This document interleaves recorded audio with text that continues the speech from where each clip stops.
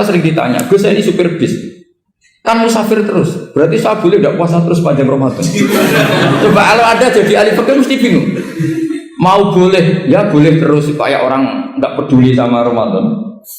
Mau mengatakan wajib puasa, kayak nggak peduli dengan kemurahan Allah yang membolehkan musafir tidak puasa. Coba loh, Anda jangan jadi ekstremis yang misalnya bantah tok protes tok ini kan. Jadi memang mengkaji ilmu itu ya makanya dengan tanda kutip itu harus ada nakal.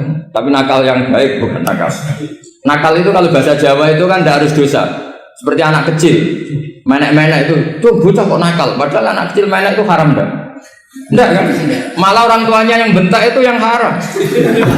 Yang nakal betul ya ibunya yang bentak cerewet itu karena ibunya orang yang sudah mukallaf, sudah tua, salah langkah yaitu Kalau anaknya naik meja itu ya sebetulnya bahasanya tidak nakal, lucu. Oh jebule pinter conggo iso munggah meja harusnya diapresiasi. Tapi rata-rata itu semua akal mecah gelas. Coba, malah boe malah mecah tabungan. Bapaknya marah tukang nguras tabungan. Sebetulnya senakal-nakalnya anak kecil itu nakal orang tuanya itu pasti. Karena ini sudah kena hitop, sementara anak-anak belum kena. Saya pernah punya tamu karena di tradisi Kiai itu sering punya tamu. Bapak ibunya tuh kultus sama Kiai, bentak anaknya disuruh salim sama saya. Anak kecil kan nggak mau jalan-jalan terus, marah. Tak marah orang tuanya tak marahin. Yang dosa itu kamu bentak anaknya. Kalau anak kecil tuh kena diskon rufi al-qalamu an salasin di antara aturan Islam apa? Tidak ada keharusan bagi 3 orang. 1 anak kecil sampai balik, 2 orang tidur sampai bangun, 3 orang gila. Artinya anak kamu itu tidak kena hitop untuk sopan sama saya. Kamu yang kena hitop baru sopan sama anak-anak kata. Nah ini ada Jawa itu kadang keliru. Jadi orang tua itu marah-marah memaksakan anaknya sopan. Padahal Allah memberi diskon anak kecil itu belum wajib sopan. Gak apa-apa ada tamu naik-naik itu. Asal masih anak kecil. Makanya Rasulullah ketika beliau sholat sujud itu Hasan Husain itu naik. Cara Jawa Nabi itu 3 tumpahan. Semua riwayat mengatakan Nabi itu diam saja gak berani ngangkat. Sampai sahabat itu ada yang ngomong ini Nabi sujud lama sekali ada apa? Jadi kita punya riwayat itu ya baru kayak sahabat yang agak nakal. Semuanya itu sujud, tapi bareng di atas rata-rata ada sahabat yang belakang ngomong. Siapa tuh ini sujudnya kok lama? Barokahnya itu ditemukan riwayat. Oh, ono putune tuh. Karena Hasan itu naik di atas punggungnya apa? Nabi itu andai kan tidak ada yang ngomong riwayat ini tidak ditemukan. Barokahnya ada yang ngomong itu mungkin. Kalau sekarang mungkin semua masjid melongok karena orang sekarang jarang yang khusyuk. Kalau dulu hanya 1 yang di belakang. Setelah itu Nabi memberi penjelasan. Saya tadi sebetulnya harus mengakhiri sujud saya sesuai aturan umum, tapi ada cucu saya tak biarkan sampai dia puas naik punggung saya, sehingga dia turun baru saya naik. Filosofinya apa? Begini, anak kecil 1 tidak kena hitop, 2 jangan sampai sholat itu jadi problem. Kalau Nabi nyentak Hasan membentak, putu ono bae sholat kok diganggu, maka sholat menjadi trauma. Gara-gara sholat bahasa bentak saya. Lama-lama anak ini trauma dengan sholat karena dianggap problem. Makanya saya termasuk kiai nggak berpendapat anak kecil nggak boleh di masjid. Sering kan anak kecil di masjid ayo khutbah rame. Saya termasuk setuju tetap boleh. Kalau dibentak di masjid maka dia trauma dengan masjid. Bangsa ke masjid dibentak. Lagi pula kadang-kadang orang tuh gaya-gayaan tok. Wah rame orang khutbah rame nih. Padahal kalau nggak diramein anak-anak malah udah tidur. Kita kan nggak bisa menjamin kalau perilaku kita lebih baik gitu. Mendingan kan anak-anak main di masjid timbang di karaoke kan. Jadi kan, lah ini masalahnya saya, ini fikih ya. Fikih itu wilayahnya, makanya jadi ahli fikih itu susah-susah gampang. Jenengan jangan hanya berpikir protes dengan ketentuan fikih, mengkaji yang sebanyak-banyaknya. Itu tadi, misalnya Anda seorang supir permanen, supir bis terutama. Kalau truk kan bisa lihat-lihat, kalau bis kan apa ada deadline-nya ya waktu seperti bis jurusan Surabaya Semarang. Saya kan sering naik bis jurusan Surabaya Semarang. Kadang-kadang supirnya melihat saya tanya, Gus saya ini supir, saya ini Ramadan itu gimana ya? Ya saya sudah ngerti setengah nakal dan senengnya dijawab rasa poso ya saya tahu.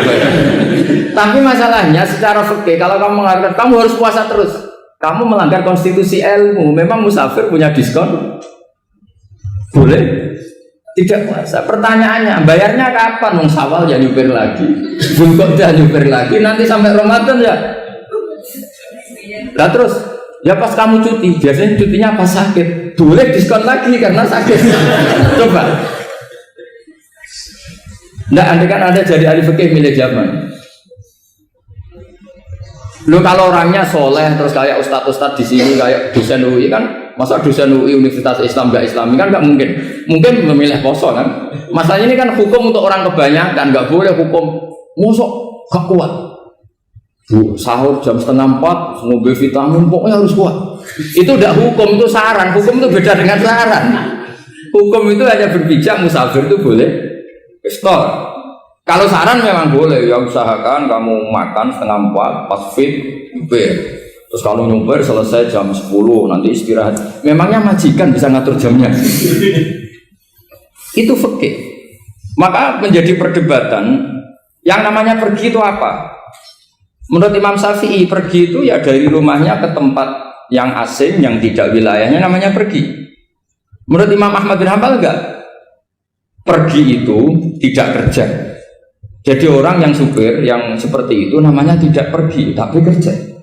Tanyakan ke publik, misalnya jenengan ke UI, istri kamu atau suami kamu ditanya, istri kamu kemana? Kira-kira jawabnya bilang pergi jalan-jalan apa bilang kerja?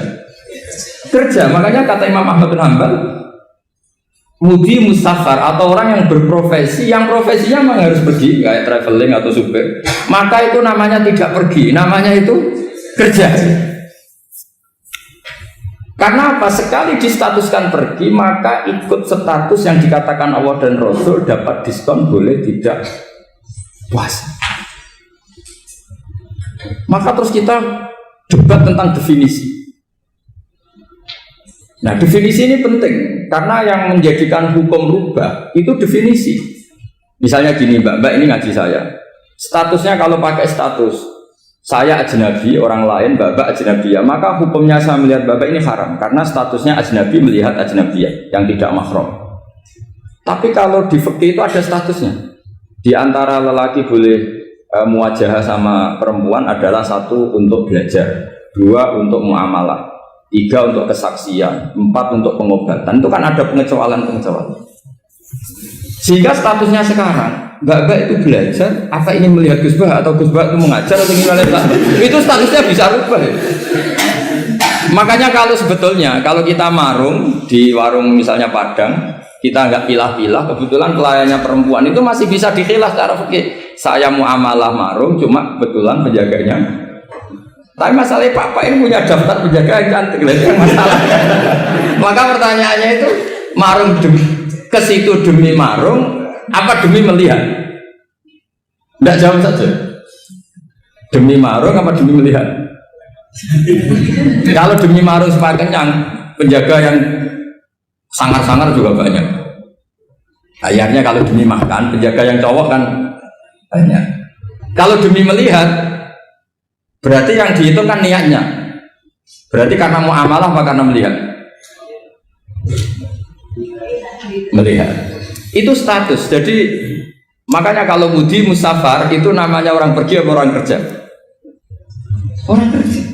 Maka menurut pikirannya Imam Ahmad bin Hanbal seperti itu harus puasa karena dia adalah pekerja, bukan musafir. Lalu dalam masalah jumlah 3 hari misalnya, kalau dalam fikih kita, nggak saya kenapa ngomong fikih terus ya, karena banyak yang melupakan fikih. Jenengan pergi haji, zaman Nabi haji itu jamak dan qashar terus.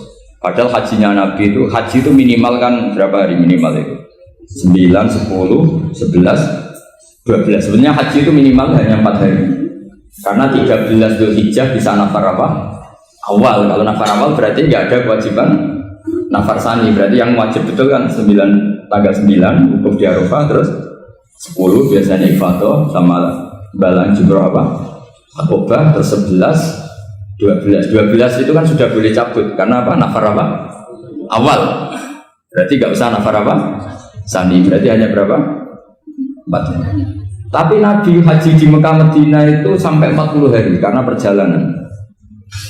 Pertanyaannya, ketika Nabi menjamak dan mengqashar itu cara Imam Syafi'i lis safar. Karena Nabi orang Medina datang ke Mekah dengan jarak 460 kilo maka Nabi boleh jamak dan qasar. Jadi pikiran Imam Syafi'i jamaknya Nabi itu lis safar karena pergi.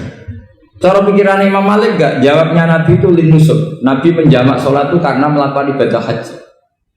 Efeknya adalah orang Mekah kalau haji itu cara Imam Malik meskipun jaraknya dekat boleh apa? Boleh apa? Qasar, boleh jamak qasar. Lalu terus ada pertanyaan fikih lagi. Lalu jamak qasar itu karena pergi apa karena masyaqqah?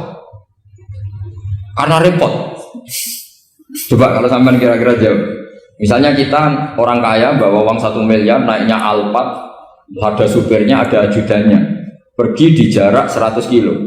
Masyaqqahnya kan tidak ada sama sekali, apalagi di tol kebetulan nggak macet. Kira-kira boleh jamak nggak? Boleh, terus karena pergi, tapi kan nggak ada repotnya sama sekali.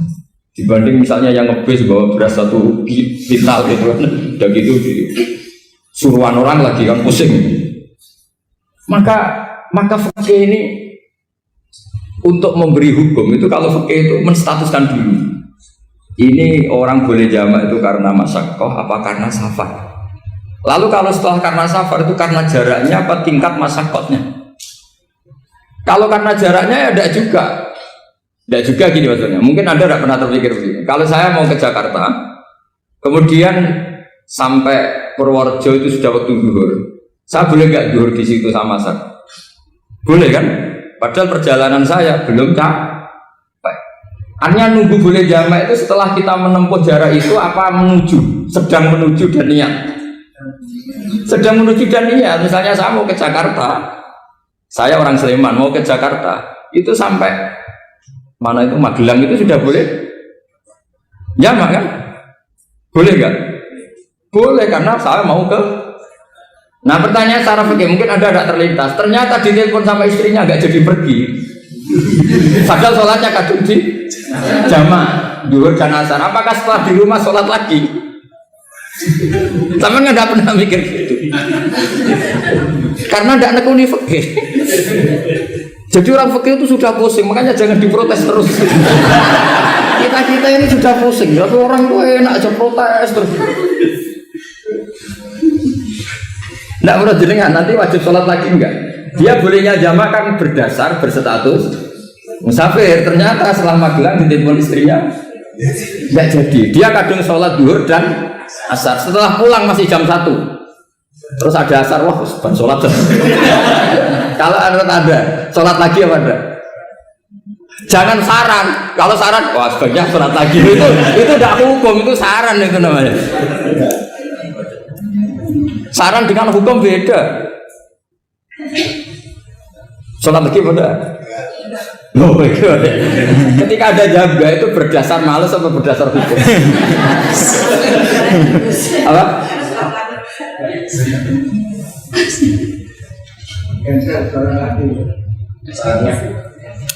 Nah kalau Anda sholat lagi, pertanyaannya gini, Allah itu tidak punya tradisi mewajibkan 2 kali. Pertanyaan fikihnya mesti gitu. Dan saat Anda di Magelang menjamak itu melakukan sesuatu yang disahkan oleh agama. Berarti pas Anda jamak zuhur asar, sesuatu pas melakukan itu kan berstatus sah dan boleh. Meskipun setelah itu ada masalah, istri kamu nelpon terus pulang. Tapi pas itu kan sudah dinyatakan oleh malaikat sah, Anda sudah zuhur dan asar. Kalau melihat itu tidak wajib mengulang. Tapi bisa saja malaikat ada yang usil. Itu sah karena Anda berstatus musafir. Berhubung status Anda hilang, maka poin Anda sudah sholat juga hilang. Kamu milih fikih yang mana?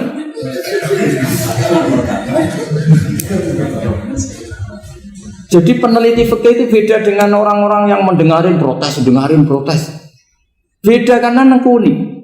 Nekuni itu beda karena ada konsekuensinya.